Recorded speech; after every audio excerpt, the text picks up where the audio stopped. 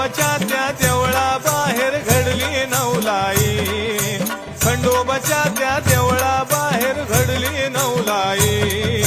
म्हाळसापती पुजारी बसले आओ आओ साई, म्हाळसापती पुजारी बसले आओ आओ साई। खंडोबाच्या त्या देवळा बाहेर घडली नवलाई, खंडोबाच्या त्या देवळा बाहेर घडली नवलाई।